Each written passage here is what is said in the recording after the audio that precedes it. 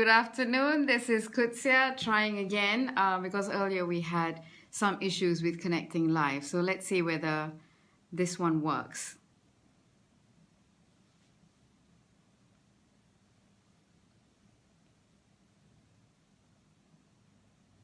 Noreen, I hope you can see me.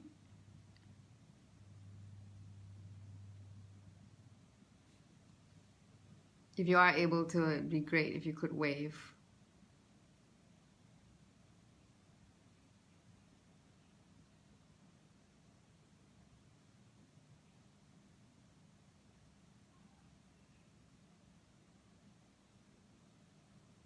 If not,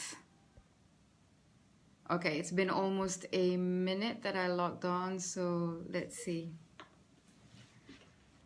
Welcome to TLMM's webinar with me, Kudsia, from Kudsia & Co. I think I'm just going to move this a little bit lower because I think we're having some issues earlier, so let's see. Okay. So hi, my name is Kudsia. Good afternoon and welcome to TLMM's webinar with myself, Kudsia Kahar. I'm co-founder of Kudsia & Co. And what I do through Kudsia & Co. is actually to train people in the art of communication and public speaking. And we do media training. From time to time, we do radio training as well. So if you've not heard of me before, my background is in media. I've been in TV and radio since 1989. So some of you who are millennials will probably say, I wasn't even born yet. Yeah, perhaps so. My background includes also starting Hits FM from scratch, for example, Era FM, Sina FM, and then becoming Vice President of Astro Radio. And then after that, I was COO of another media group with stations like Capital FM, Red FM, and Surya FM. So my experience includes having trained a lot of individuals in the art of communicating via radio as well as via TV. And what I have learned from that is what I want to share with you today through this webinar, which I must say, apologies for the slight delay, but we had some communication issues earlier. Or rather, I shouldn't say communication, I should say connectivity issues earlier. So the art of communication and public speaking, now, like it or not, at some point of our life, we're going to have to stand up in front of people to speak. Whether it's in meetings or board presentations or even selling an idea to our colleagues, or if you're an entrepreneur, selling an idea and pitching your business, your product or your service to investors, at some point we cannot avoid it. Just as how when we grow up we have to start paying taxes, you have to start speaking in public. It's unfortunately not one of those things that you can actually outsource to somebody else, you know, because you can hire MCs, but you can't hire people to present on your behalf for your own company, your own department, etc. Now at Kudsia & Co, we have a program called Pro Presence, okay? Pro Presence, that's P-R-O-P-R-E-S-E-N-C-E. Pro Presence, which is short for professional presence. And whether you're on stage or whether you're doing what I'm doing right now, having something on via Skype or FaceTime or even a webinar via FB Live, it requires you to communicate very clearly. And this is where Pro Presence comes in. In Pro Presence, there are three things that we hold very, very dear, which is crucial. It's TCV. Hi, Shifa from UM. Nice for you to come and join us as well, and Nancy as well. All right, so TCV, what it stands for, the T actually stands for tone. T is for tone. Your tone of voice will determine whether or not people are going to find you engaging, whether they're going to be listening to you, or as we see in conferences nowadays, after a while, if they get bored, they're going to pick up their phone. They're going to be checking Twitter. They're going to be checking Instagram. You don't want that because that means your audience is no longer engaging with you. All right, so if you want to avoid a lot of people doing this and doing this instead, which is, you know, probably recording you because they are very interested in what you have to say, then tone of voice is where you start first. Next is V. The V is volume. Oh, sorry, C comes first. I'm just watching. Nicholas, welcome back. And Yubi, welcome as well to our webinar from University Tunku Abdul Rahman, not too far from my office over here in Ampang. Okay, so T stands for tone, C stands for clarity. Clarity is extremely important. In my career, both as in media, managing, training people in radio, and also as a trainer here via Kudsia & Co., I have found there are very, very few people in the world who actually cannot go up on stage and present because of their voice. There's only one time that I ever had to turn someone away, but that was because she had a speech impediment, and there was nothing I could do about that really, because it was more biological rather than in her mind. Okay, so C is clarity. Unless you have a physical inability, you know, where you can open your mouth and enunciate every word clearly, there is no reason for you not to be able to be clear or have clarity in your presentation. Hello, Rina, watching from Bank Islam. It's nice to see you joining us today, this afternoon. Hope that hujan dekat your place, yeah? Okay, so clarity. You and I, most of us, will speak like this. I've seen some people that I've had to correct. They speak like this. So, you know, they're a bit shy maybe. So in meetings and presentations, they talk like this. You won't be able to hear very well when somebody talks like this because it sounds like they're mumbling. So first thing you do is make sure you don't cover your mouth, whether in meetings or in presentations. This happens, of course, not when you're standing, because it'll be quite odd if you're standing and you're talking like this. But most people I've seen who are very shy, they do this when they talk. And no, you need to, when you sit up straight, you need to sit up straight with your shoulders back. Believe me or not, you will speak clearly. So the other thing about clarity is, and this is something that is prevalent among younger women who are millennials, they tend to use a vocal fry. And I'm sure when I start giving you an example of what a vocal fry sounds like, you were like, yes, I have seen this on the E channel, okay? So a vocal fry. Hi, Nazaruddin, from Bank Islam as well. Welcome. Thank you for joining us. And Adib also welcome. Thank you for joining us. Okay, so a vocal fry is when I drop my voice and I talk like this. Like, hi, Adib nak makan apa siang nanti? Nak makan ke belum? Nazaruddin nanti nak makan apa? Oh, okay. Hello, Nancy. Nancy from Indonesia. Hello. That is a vocal fry. When you drop your register so low that your voice is straining to actually come out, and people find it very hard to hear you. One of the most famous proponents of vocal fry is Kim Kardashian, for example. I always use this in my training because when she talks like this, okay?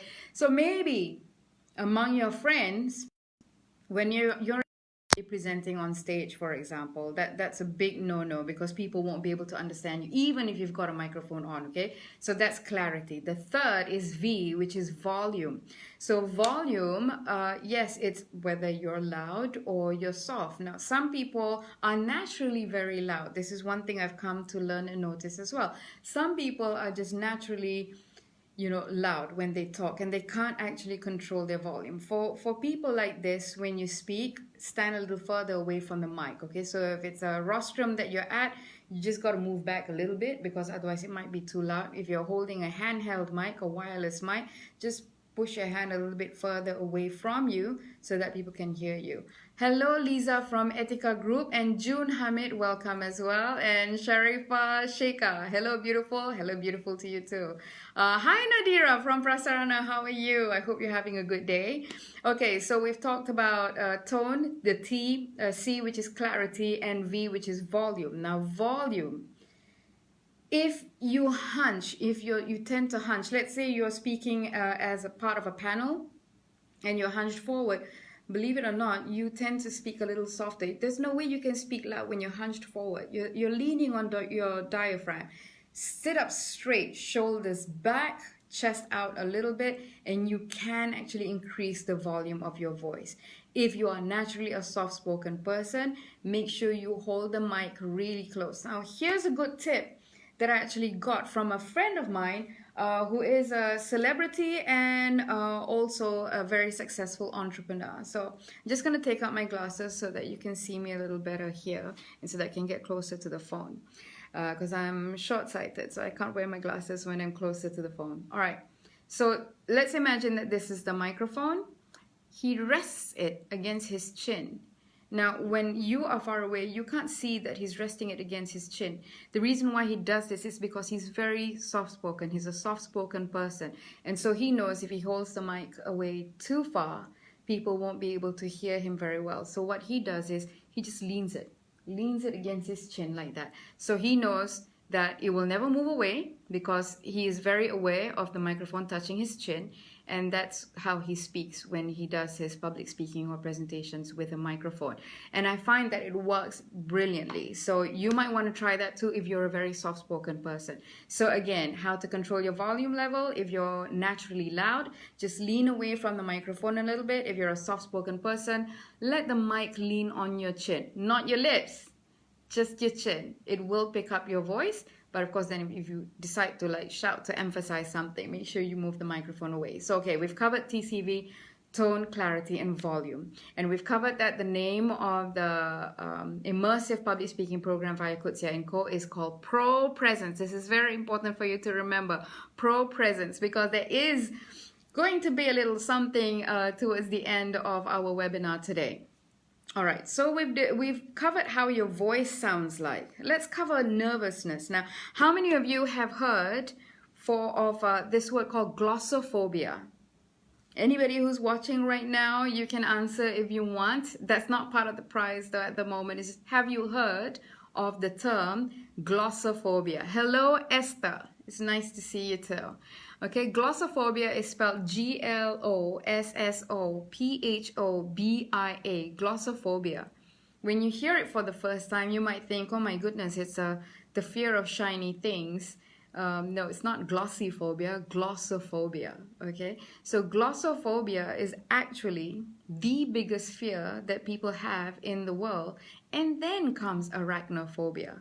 Arachnophobia is the fear of spiders. And I'm going to take this opportunity to say hello to Yubi. Yes, Yubi, you do know what glossophobia is? And also Zaid bin Muhammad, welcome. Yes, Yubi answered correctly. It's the fear of speaking in public, which is true. Glossophobia is the fear of speaking in public. And there are more people in the world who have glossophobia than people in the world who have arachnophobia. And I should know because I'm terrified of spiders, okay?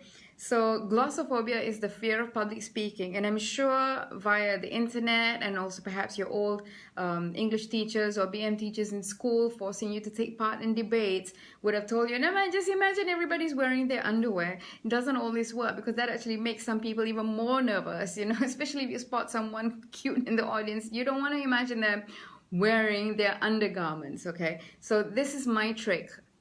You must have a proper breathing technique before you get on stage. And I'm sure some of you are aware that breathing techniques can help people with anxiety, especially when they're having a panic attack. So breathing is actually very important. Right now, very quickly, I invite you to join me for this breathing exercise. And people who have gone through my training, they know how to do this as well. And some people would call it yoga breathing. Hello, Michael, and welcome to our webinar as well. So yoga breathing is now, this is how we normally, I'm going to get a little closer, not so that you can see my nostrils, but so that you can hear me breathing. Normally we breathe like this, where we pull it in from our nostrils. But when you do that, your chest expands, your lung expands. But notice, if you will, that you can only take in a certain amount of air before you have to stop breathing in, okay? So this is how we normally breathe. That's it. All right, so now we're going to try, hi Tracy, we're going to try a different kind of breathing where actually imagine your throat right now, okay? Imagine this. This is your windpipe. You imagine your windpipe is like a Dyson vacuum cleaner tube. You know those Dyson vacuum cleaners, they're advertising them on TV and you can see them very long. Imagine that your windpipe is that tube right now and you're pulling in the air, not from your nostrils, but you're pulling it from the windpipe. Imagine your diaphragm right now is that end of that vacuum cleaner, sucking in all that air, okay? And it's going to sound a little like this. See how much more air I can take when I do this, as opposed to this. That's it. Okay, so when you do that, when you imagine your windpipe like this vacuum cleaner tube and you're pulling in air from your diaphragm and not from your nostrils, you can imagine how much more air, how much more oxygen you can take in.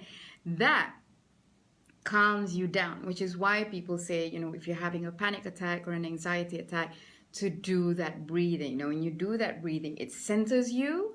It helps ground you as well. Don't worry, I'm not giving you a yoga lesson right now. I'm just saying the benefits of breathing as such, okay? So it gets you grounded, it gets you centered, and it calms you down.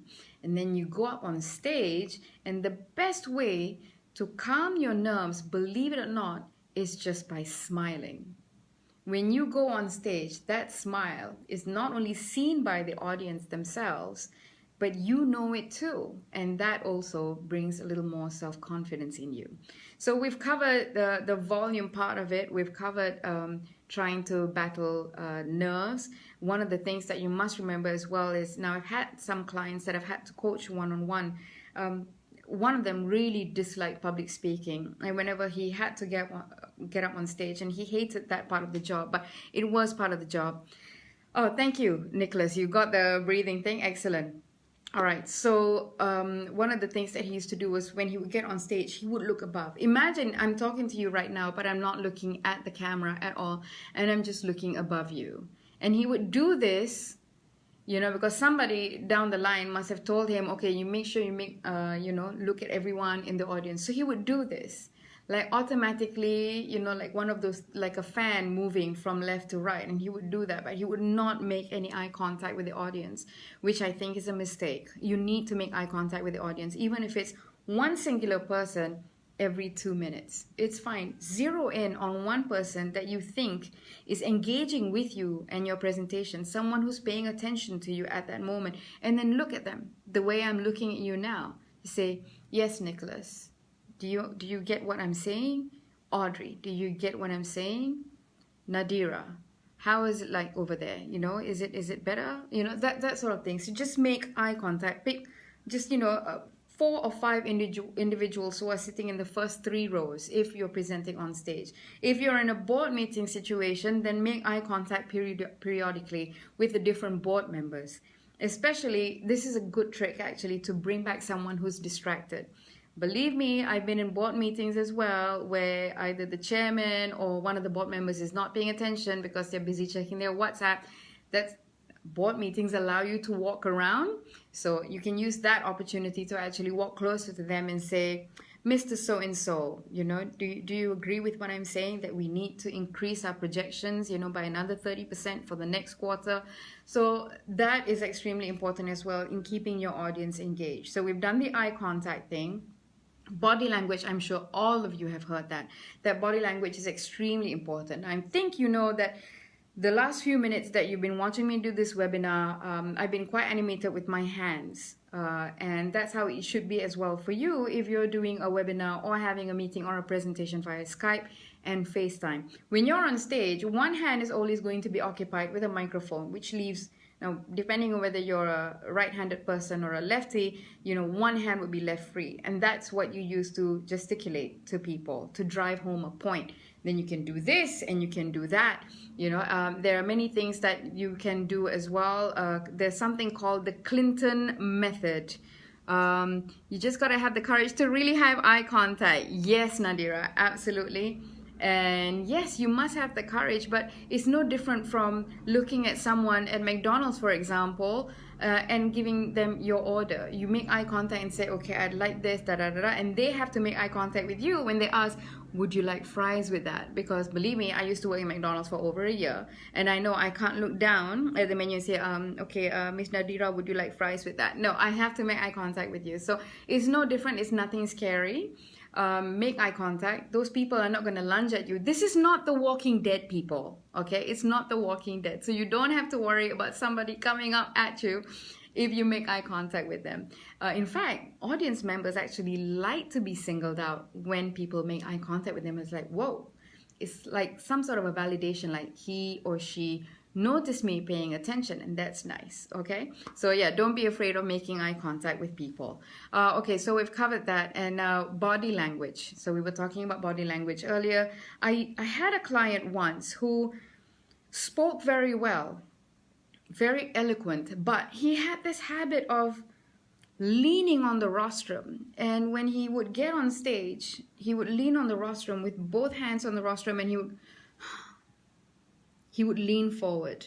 So it was as though he got on stage, he would lean on the rostrum, and it was like the energy just got sapped out of him, you know. And people, the audience members, because like it or not, people will perceive you more about that than they would on what you're wearing. Your energy level is what they notice the most. So if you come on stage and immediately you're slumped over, the impression that the audience gets is this person doesn't really want to be here, you know. So same thing as well when you come and you lean like this, or even if you're seated. Oh, this is my pet peeve. Okay, I hate this in people who sit down when they're speaking as part of a panel. They sit and they lean back on the chair like this, like they just ate 2 nasi kandar or banana leaf dishes, okay, and they're about to go into a food coma. First of all, leaning back on your chair and answering questions from the audience, that's actually a mark of disrespect, because you need to look like you're really interested and engaged by the questions that the audience members are asking. So leaning forward is actually way more important than leaning back. That's a no-no. I would say no. You know, we've seen politicians do this before, decades ago, when they would sit down at a press conference and lean back like this. And we don't have a whole lot of confidence in people who do that. So likewise, you yourself must lean a little forward and answer those questions. Even when another panel member is speaking, it's still better for you to lean forward and pay attention to what that person is saying. Now, if you're standing up, so I'm sure you've heard of the hero's pose. And if you don't know what the hero pose is, the hero pose is basically the Wonder Woman and Superman pose. Okay? This, you know, having your arms out like that and your hands resting against your hips, they call it the superhero pose or the hero pose, because that's supposed to, you know, it's supposed to show confidence, not just to yourself, but to the people who are, I have the power, you know, and your legs slightly apart. Better than, you know, sitting in front there like this with your hands like this. And again, the impression that people are going to get is, you don't really want to be there, okay? So don't do that. So standing up, and if you are afraid, here's another tip. If you are nervous, and look, I was an MC for a long time as well, doing product launches, etc. And I know what it's like when you're holding a piece of paper, and you've seen this too in other people, the paper starts shaking. The best way to stop that is to walk from one end of the stage to the other, which is why during my years in Academy Fantasia as well, one of the things that I had to observe was whether or not the participants use the stage space wisely. Same thing as well, when you're public speaking, don't just stay behind the rostrum. Personally, I would say do away with the rostrums. For chairmen and all that, yes, of course, they would need that because they need to put their speech somewhere. But if you don't need a speech and you're doing a PowerPoint presentation as well, you don't need a script in front of you. So I would say actually walk, take a few steps. It doesn't have to be very far. 5 steps to the left, come back to the center, 2 steps to the front, go back by 2 steps, and then go 5 steps to the right. It's almost like it's been choreographed for you. But believe me, using the stage or even a little platform, it works. It helps with the eye contact as well when you're moving around, rather than standing in just the center and trying to look at everyone holding a microphone, because this ain't American Idol, right? You're not going to be standing there and singing. So walk around a little bit. It helps with the jitters as well. Okay, so we've covered glossophobia, which is the fear of public speaking. We have covered TCV, which is tone, clarity, and volume. We've covered eye contact, and we've covered as well body language. And the most important thing is your breathing. Now, here are a few do's and don'ts. If you're going to be a little bit nervous in giving a presentation or speaking in public, I would suggest actually the preparation starts about a week beforehand. The day that you're doing an important presentation is not the day for you to wear new shoes. Don't do that, okay? Because new shoes can really hurt. The last thing you want is to grimace or cringe in pain, because as you're walking up onto the stage, your feet is ending up in blisters, especially the back of your heels, right? You don't want that. So that's not the day to try out new shoes. Buy your new shoes a week before that, break them in, walk around in it. and then, you know, do your presentation. Same thing with new clothes. If you're going to wear something that is very figure hugging or form fitting, make sure you wear it the week before, get comfortable with it, because you don't want any accidents or wardrobe malfunctions happening on stage as well. Okay, so let's see, the time right now is 12:40. Are there any questions that you would have for me right now, because we're going to go into the Q&A session for the next 10 minutes or so. While waiting for you to ask questions, I will also give you a few more tips and tricks. Don't get a brand new haircut the night before, because there's a 50% chance that you may not like it. So if you want to try out new hairstyles, make sure you do it a week or two beforehand. So Yubi has a question. When I want to present, the palm of my hand sweats a lot, my heart beats faster, should I just breathe? Okay, so there's a trick for that too. I know someone, there's a word for it, which right now I can't, something spirosis, I can't, not leptospirosis, but oh, this is hydrospirosis, I can't remember. There's a word for it, for a condition like that. People who, and this person that I knew, she spoke very well, but not only did she sweat from the palm of her hands, she would sweat from her feet. And so her trick was to always wear socks, because her feet would sweat so much that there would be a pool of sweat at the bottom of her shoe. So she would wear, you know, those short socks actually to make sure that it absorbs the sweat from her feet. Now for the hands, if you're wearing something with pockets, let's say pants, or most pants have pockets, right? Keep a piece of folded tissue in each one of those pockets. So you can put your hands into your pockets, grab the tissue, which would dry the palm of your hand a little bit, and then take it out. So keep some tissues in your pocket. Make sure you remove the tissues before you put your pants into the washing machine, because you don't want that breaking up in the washing machine. And if you sweat a lot on your feet as well, make sure you wear socks. So I think it's called hydrospirosis. I don't know. Okay. Nicholas asks, what's your advice on improving on being more articulate? Okay. Reasonably okay with speaking, but I tend to put my foot in my mouth. Hey, welcome to my end of the world. I do that a lot too. Also, sentences which seem clear to me seems convoluted to others. I think I'd be taken a lot more seriously if I could speak better. Okay, I would say read a lot more. I know I sound like an old school mom, or maybe even your mom. Reading actually expands your vocabulary. So if you want to sound articulate, not using big words, okay? I don't actually recommend using big words. I think if you listen to me on radio before, and the people who are on radio now, you would notice that we don't use big fancy words. I would say avoid words that have more than 3 syllables in them, because the tendency of tripping up on words with a lot of syllables is higher. So don't have words with more than 3 syllables in your presentation. It can get a little bit tricky. So yeah, reading a lot, watching a lot of TEDx talks. You would see also how they use very simple words. It's not because we're demeaning our audiences. No, it's because simple is best. You know, like that saying, less is more. So smooth talking folks.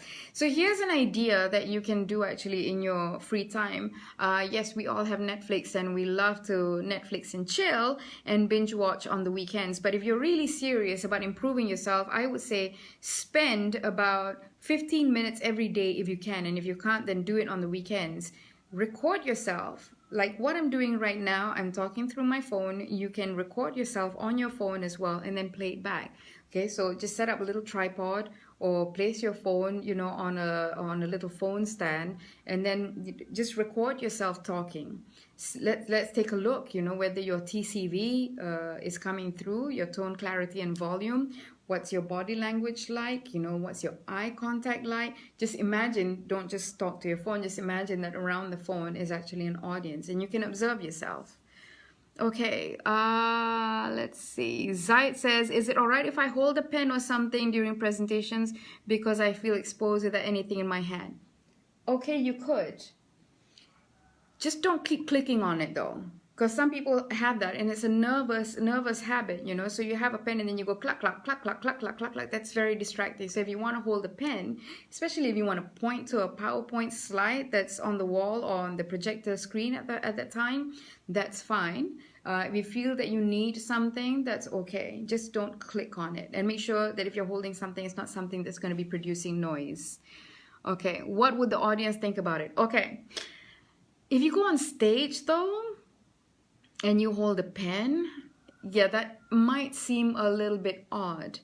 But you know, there are some people who hold something in their pocket. Now you're a guy, so a guy, also Shifa, you have the same issue. Okay, so some people wear things with their pockets because they've got something in their pocket that they can hold. Something like I wouldn't say a good luck charm, but something that gives them a little bit more confidence, or something that they can focus on so that they don't have nervousness or they don't get the jitters. Okay, so if you're wearing something with a pocket, you can put one hand in the pocket, but not all the time, because don't forget, well, if they give you that Janet Jackson microphone, you know, the one that you can just fix onto your head and you don't have to hold it, the wireless set, that's fine. But if you do have to hold a microphone, imagine holding a microphone in one hand and the other hand perpetually being in your pocket. So that's not gonna look very good either. So occasionally, if you want to put your hand in your pocket to hold that item of comfort, you know, to ebb away the nervousness, that's fine, but just not all the time. Any other questions that you might have before we end our webinar? So being nervous and all that, it's fine. I still get nervous before I go on stage. It's fine to have, you know, some butterflies. It's good for you, in fact, I would say, because if you're not nervous at all, there's a tendency of maybe coming off being a little bit arrogant on stage. So it's fine to be a little bit nervous. I say it's good. Yeah. Any other questions that you might have? Because we do have a question that we want to ask you, and the prize is actually a 30-minute face-to-face public speaking coaching via Skype or FaceTime with me, and that's the prize that we're giving. So Nicholas says, thanks Kudsia, I hope to sound like a Voice of America or BBC presenter someday. You know, those people have changed too. They speak more like you and me. It's not like, good evening, this is the BBC News at 4.